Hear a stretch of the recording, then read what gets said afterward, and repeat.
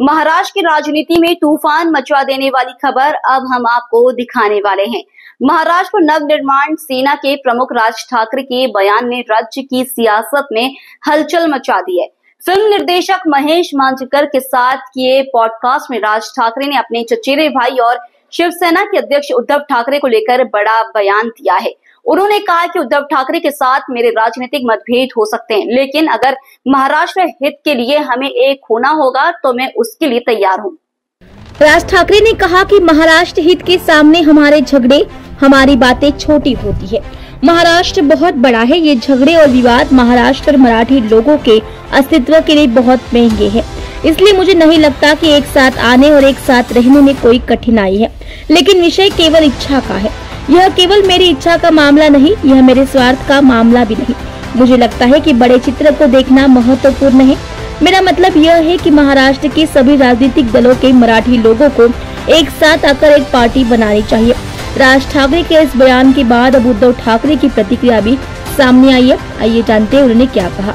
मी का म्हटलं तुला की आज समजा शिवसेना फुटली, नाही फुटली तर तुम्ही अजूनही एकत्र येऊ शकता का? अजूनही एकत्र येऊ शकता का? हे अख्ख्या महाराष्ट्राचं काय म्हणतात स्वप्न आहे। हे बघा, प्रश्न असा आहे ना की या सगळ्याच्या मध्ये कुठच्याही मोठ्या गोष्टीसाठी मला असं वाटतं आमच्यातले वाद, आमच्यातली भांडणं, आमच्यातल्या गोष्टी या किरकोळ आहेत। महाराष्ट्र खूप मोठा आहे हो, कळलं का? या महाराष्ट्राच्या अस्तित्वासाठी, मराठी माणसाच्या अस्तित्वासाठी ही भांडणं आणि हे वाद आणि ह्या सगळ्या गोष्टी अत्यंत क्षुल्लक आहेत, अत्यंत क्षुल्लक आहेत। त्याच्यामुळे एकत्र येणं आणि एकत्र राहणं यात काही मला फार कठीण गोष्ट आहे अशातला मला वाटत नाहीये। परंतु विषय फक्त इच्छेचा आहे। हा एकट्या माझ्या इच्छेचा नाहीये विषय आणि माझ्या काही स्वार्थाचा पण विषय नाहीये। मला असं वाटतं आपण लार्जर पिक्चर बघणं गरजेचं आहे। महाराष्ट्राचा स्वार्थ मी पाहतोच आहे। म्हणजे तर माझं म्हणणं आहे की सगळ्या महाराष्ट्रातल्या राजकीय पक्षांमधल्या सगळ्या मराठी लोकांनी येऊन एकच पक्ष काढावा।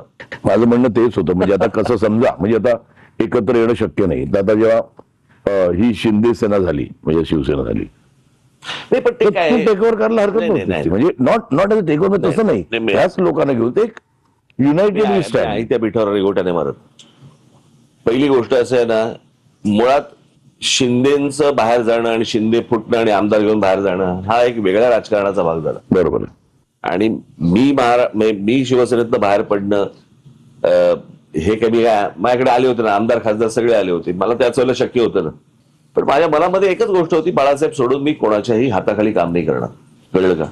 म्हणजे त्यावेळेची परिस्थिती अशी होती। मी जेव्हा बाहेर पडलो त्याच्यानंतरचा हा माझा विचार आहे। परंतु मी जेव्हा शिवसेनेमध्ये होतो त्यावेळेला मला काय बाळासाहेब असेल, उद्धव असेल, उद्धवच्या बरोबर काम करायला मला काहीच हरकत नव्हती। पण समोरच्याची इच्छा आहे का मी बरोबर काम करावं?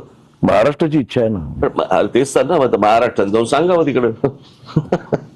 प्रश्न असा आहे ना, मी असल्या छोट्या छोट्या गोष्टींमध्ये मी कधी माझा काय म्हणतो पण त्याला इगो बिगो मध्ये आणत। तर मत असे की मराठीसाठी आणि महाराष्ट्राच्या हितासाठी अगदी किरकोळ भांडणं, तुम्ही बाहेर गेल्यानंतर बातमी वाचल्यानंतर कळेल मी किरकोळ भांडण्याचा संदर्भ काय आहे।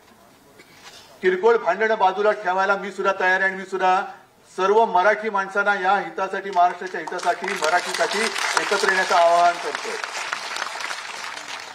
पण माझी अट एक आहे की जेव्हा आम्ही लोकसभेच्या वेळेला सांगत होतो की अरे महाराष्ट्रातनं गुजरातमध्ये सगळे कारभार घेऊन जात आहेत, उद्योग घेऊन जात आहेत, तेव्हाच जर का विरोध केला असता तर आज ते सरकार तिकडे बसलं नसतं। आज तिकडे महाराष्ट्राच्या हिताचा विचार करणारं सरकार आपण केंद्रात बसवलं असतं आणि राज्यात सुद्धा आपल्या महाराष्ट्राच्या हिताचा विचार करणारं सरकार बसलं असतं। त्याच वेळेला हे काळे कामगार कायदे आपण फेकून दिले असते कचऱ्याच्या टोपलीमध्ये।